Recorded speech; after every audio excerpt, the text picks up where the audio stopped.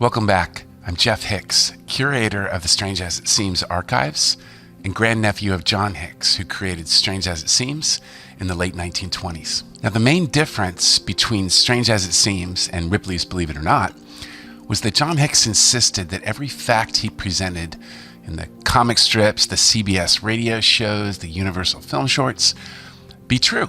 And he challenged his readers at the bottom of every comic strip with the words, "If you doubt this, write for proof to the author." And they did.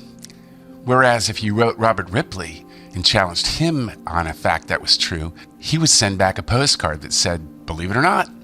But if you wrote John Hix and challenged the truth of a fact that was presented, he would dig back through the files organized by subject, and he would write his fans back with the evidence that he kept to prove each fact was true.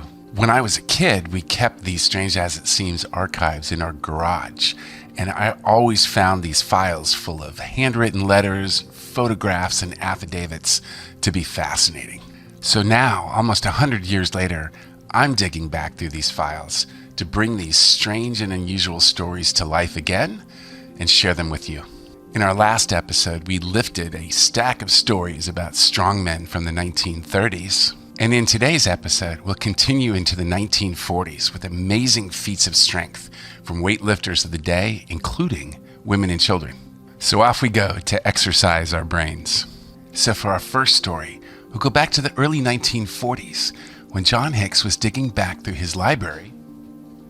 And he came across this book, Chambers' Book of Days, printed in 1854. And he came across Thomas Topham, born in London in 1710, who established the first official lifting record. Here's what Thomas Topham could do. He could break a broomstick of the largest size by striking it against his bare arm. He could lift 3 hogsheads of water. He could heave a horse over a turnpike. He could carry a beam of a house as a soldier does his firelock. He could roll up a pewter dish like rolling paper, 7 pounds in weight.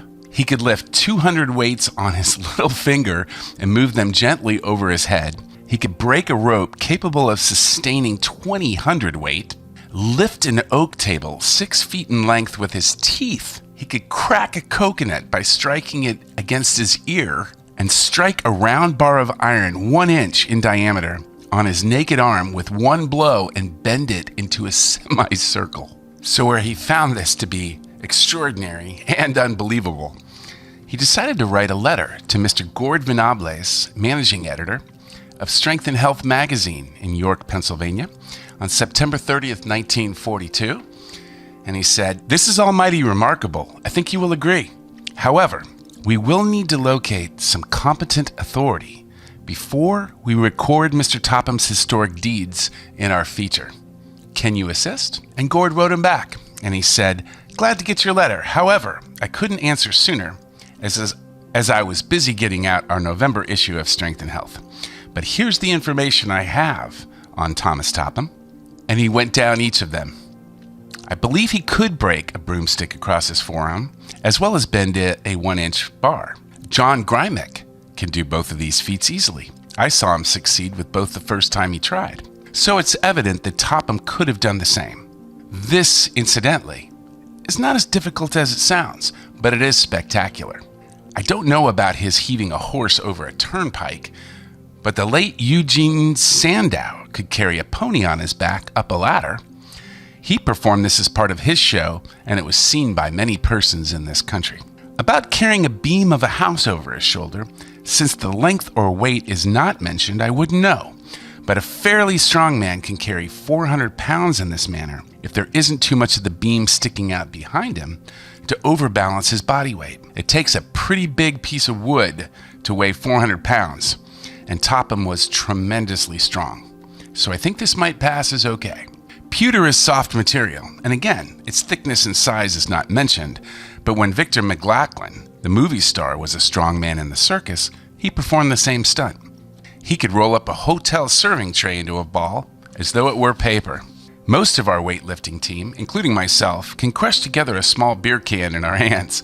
This is smaller, more rigid, and therefore more difficult than squeezing a pewter quart, so I would say it's entirely creditable. I don't know about cracking a coconut against his ear. Maybe he had a hard head instead. And finally he finishes with, I think your source fairly accurate, and you would be safe in crediting Topham with the above-mentioned feats. I have included a drawing showing the general construction of his lifting apparatus, taken from the original illustration in Walsh's book. I hope this reaches you in time and checks in okay. And he adds, under a separate envelope, I've enclosed a copy of Mighty Men of Old, the text of which I compiled, and if there are any parts of this book you desire to use, you are at liberty to do so, which, as we'll see, John Hix used many, many times in the 1940s. But soon after his initial, there were several letters between Gord and John Hix in the 1940s from Strength and Health magazine, and in John Hix's letter back to Dear Mr. Venables, just a note to tell you how much I appreciate your nice letter, and also Mighty Men of Old. It was particularly kind of you to send this along. We have already picked out a half dozen or so items which will make excellent subjects for Strange As It Seems. I hope you won't hesitate to let me know when I can return the favor in any way. With all good wishes, cordially, John Hix. But this first comic strip, verified by Gord Venables, which ran on February 10th, 1943, showed Thomas Topham with his lifting apparatus that Gord Venables had illustrated for him, which he published after verifying the facts from Gord Venables on February 10th, 1943. And next up we have a photograph of John Grimek, the world's best built man. You want to know what the world's best built man looked like in 1942? Here he is. And how is he the best built man? Well, he has exactly 20 inches difference in measurement between his chest and waist. His chest is 50 inches and his waist 30. And here we have a note, a difference of 10 inches between waist and chest is considered excellent. And in July of 1942, John Hix featured John Grimek again, who drives 6-inch spikes through 3 1-inch planks and a sheet of 20-gauge steel with his hand. And in March of 1942, John Hix featured, taken from the incredible but true stories of Gord Venables, the great and famous Sandow, who held a weight of 1,400 pounds and performed a seesaw stunt nightly at the Casino Theater, New York. And I just happened to look on the back of this incredible but true story by Gord Venables, and I found your sex life. Several tips here for those who are not normally married, which reads, there is a much greater sex urge in the young male of the human species than in the more passive female, so it's exceptionally difficult for the young man to control his sex urge in this artificial world in which we live. Here's number 11, autoerotism or masturbation. Health requires that the habit be stopped or moderated at puberty. Just how much physical loss is there in masturbation? Great question. So thanks to his friendship and correspondence with Gord Venables, the editor of Strength and Health magazine, John Hix featured a string of famous strongmen from the early 1940s, including Cleghorn from Auckland, New Zealand, who continental jerked 408 pounds, the highest overhead lift in the world today. And Herman Gorner, the famous strongman who deadlifted 602 pounds with one hand. Here's the letter from Gord Venables, with enclosed is a picture of Herman Gorner, who holds the record, and some drawings as well. Gord was quite the illustrator himself. And in 1943, he featured the famous strongman Arthur Saxon. Here in September, he showed how Arthur could bench press 336 pounds with one kettlebell and could support 18 men on a plank, balanced across 1 foot. And in one of the notes from the researchers, John Hix's friend writes, wonder how they all got up there. In August of 1943, John Hix featured Carl Abs, the famous strongman who lifted an elephant weighing 1.5 tons. And here we have Sigmund Klein, who we featured in the last Strange As It Seems episode, who was the one-time owner of the famous Rolandau barbell.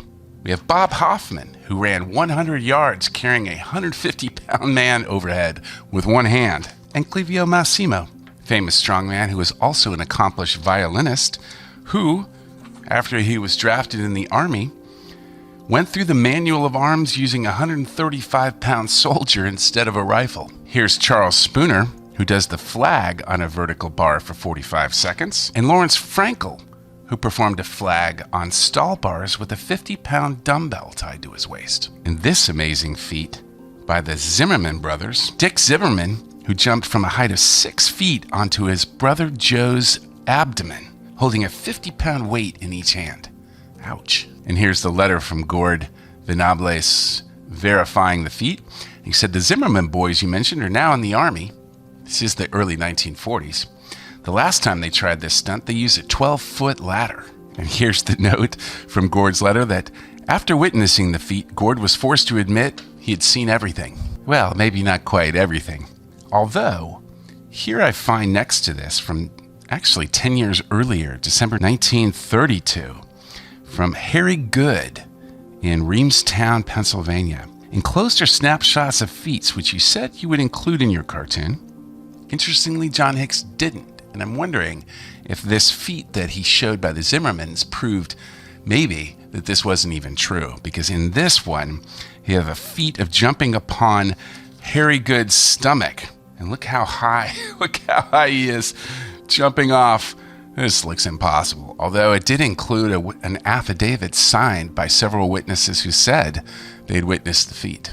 And Harry Good said he was willing to deposit $500 to any newspaper office that both feats have been performed by myself and can be duplicated by myself at any time. But for some reason, John Hix didn't publish it. And my guess, because Gord, after witnessing the Zimmerman brothers, probably said, not a chance. But John did feature his friend Gord, who enclosed in a letter from September of 1942 that I have also enclosed a photo of a lift I perform.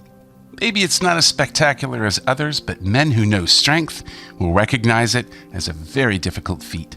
175 pounds exceeds the national record, which I hold, by 12.5 pounds. And here in March, featuring Gord doing a 5-foot standing broad jump, holding a 100-pound weight overhead. And Gord provided a picture of himself to prove this feat, that he swung a 175-pound dumbbell overhead with one hand to win the national record in this lift. And here's a few feats of strength that make my back ache to look at. Here we have Ernest Giroir of Amesbury, Massachusetts, who raises himself on hands and toes with a 40-pound weight on his back. And 61-year-old Louis Geltz of Philadelphia, Pennsylvania, who can support 130 pounds on his back while his body's bridged between two objects. Here's a photo of Louis proving the fact. And digging back a few years, in 1939, in the New York Herald Tribune, John Hix had come across Police Captain David Flynn, who at 62 years old has a good opinion of his weightlifting abilities. After hefting a 295-pound anvil over a block, lifting it by the point, he offered $5 to any man my age in this country who can do it. Flynn weighs 215 pounds.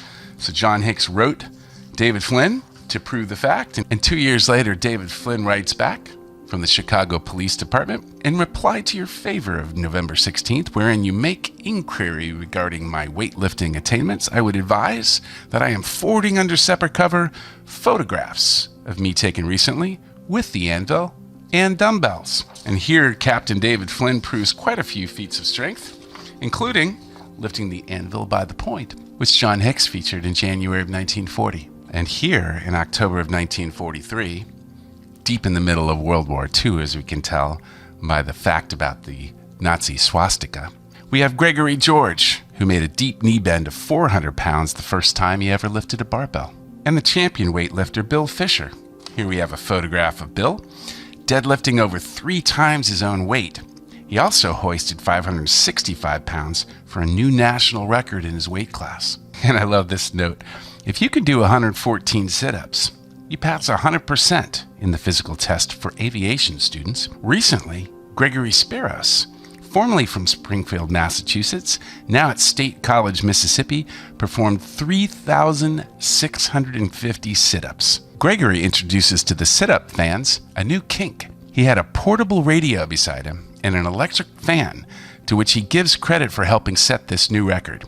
Technically, this is known as air-cooled sit-up synchronized to sound. And here's Johnny Moyer, who performed a sit-up with a 230-pound man standing on his chest. And here's a little vignette about Johnny cut from a magazine. By now, our own dinner of Chateaubriand was in front of us, and we dug in. Before I was halfway through, Johnny looked up and said, "Well, I'll be goddamned. Just think, 7 of these steaks. Wow." And he went back to work with the knife and fork again.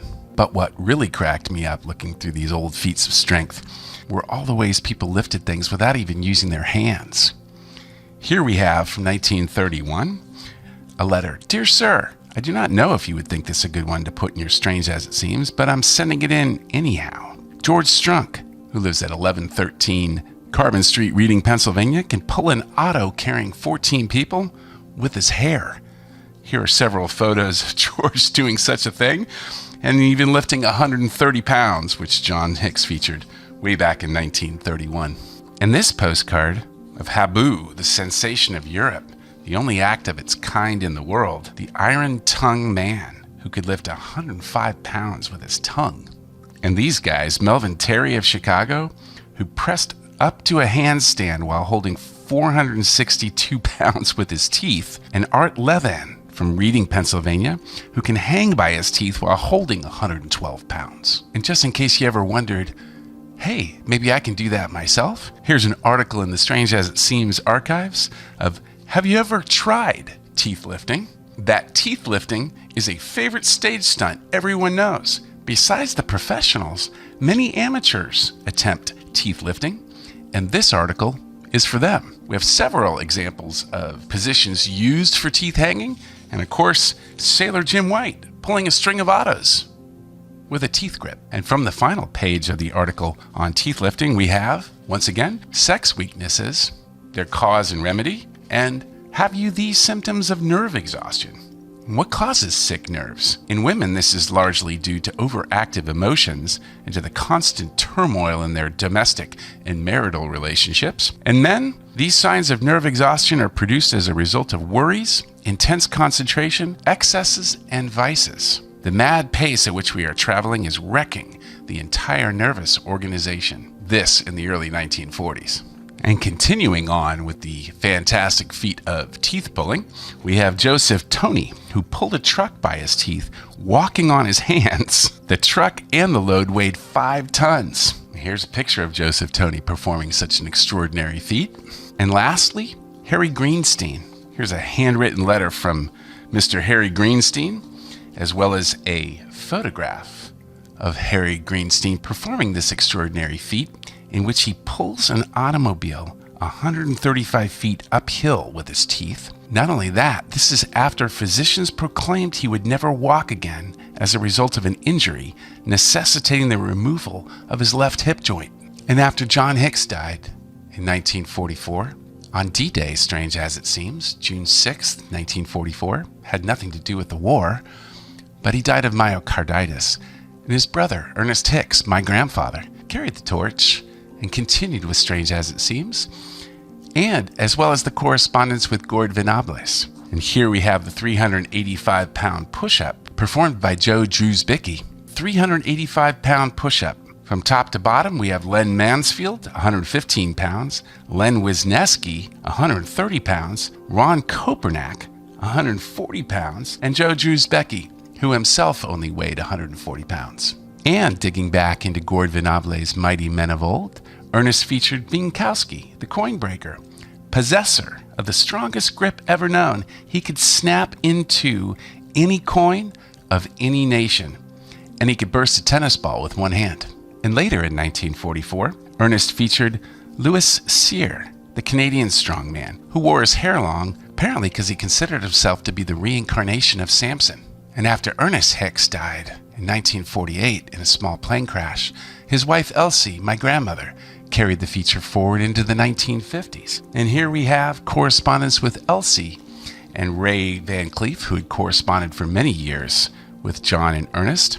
First featuring Joseph De Pietro, the 123-pound athlete who successfully defended his championship title by lifting 640 pounds. Doug Hepburn, Canada's weightlifting champion, who overcame a physical handicap to carry out his boyhood vow that he would become the strongest man in the world.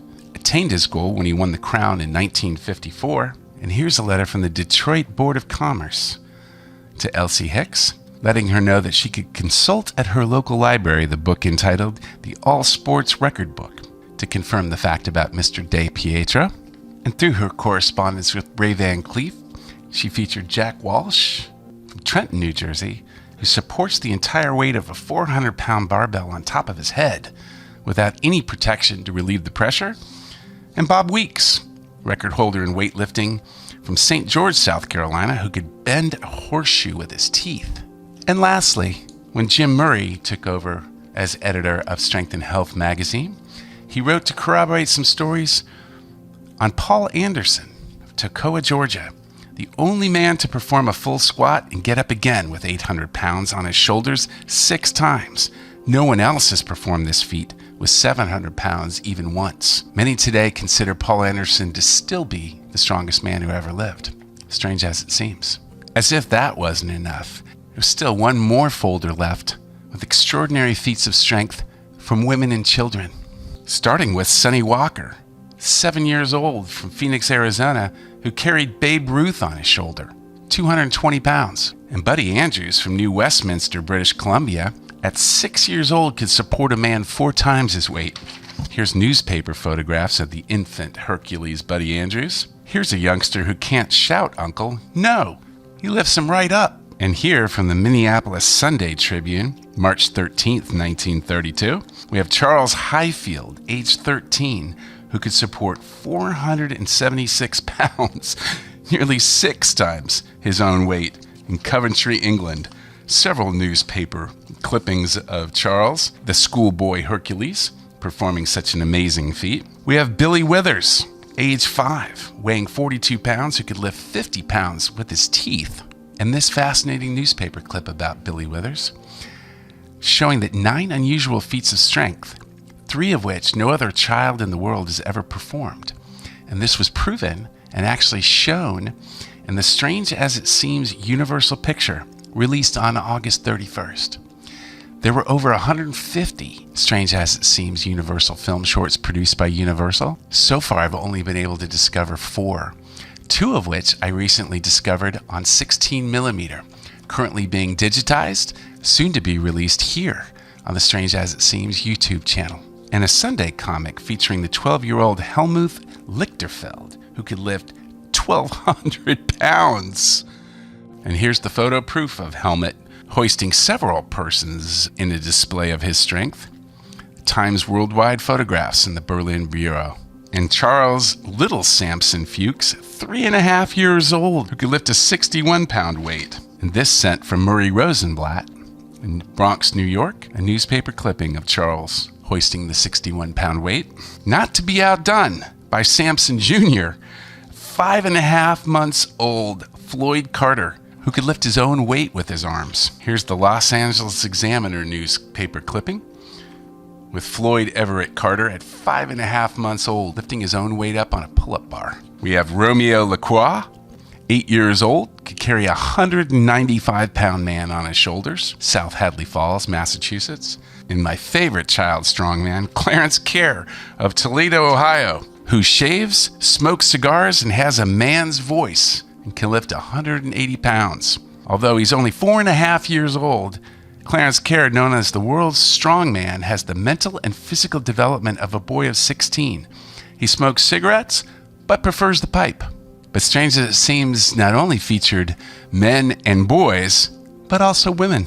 Starting off in 1931, in May, featuring the women of Madras, India, who carry 150-pound loads on their heads. Women porters. The jars themselves, when empty, are so heavy that the average woman would have the greatest difficulty in lifting even one. And here's the newspaper clip of the weaker sex, in parentheses, in India, and perhaps the most famous strong woman of her day. This was contributed by an L.B. Homeyer, who wrote John Hix, and also a program showed how Ethelda appeared about 10 years ago, and as she appears today.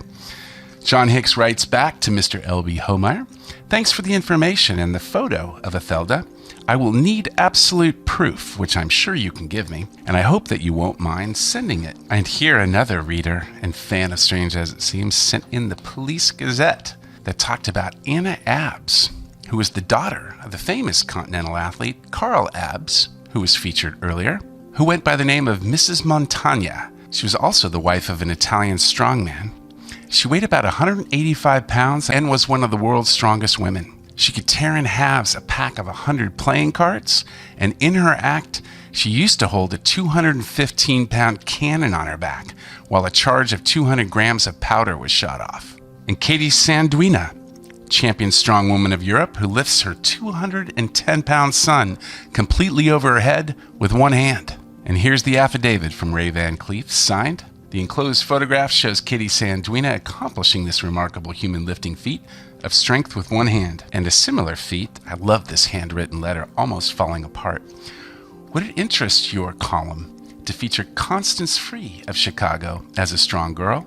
Constance, who weighs 56 pounds and is 49 inches tall, picks up her brother, who weighs 51 pounds and holds him over her head with one hand. And I love this, the drawing sent along with the letter of Constance holding her brother over her head with one hand. And we have Dorcas Lemon, who supported 150 pounds in the human bridge position. That looks painful. And the final female strong woman, Jean Ann Sorga, whose name sounds kind of familiar to me. Grand Rapids, Michigan, cleaned and jerked 125 pounds overhead when she only weighed 120 pounds herself.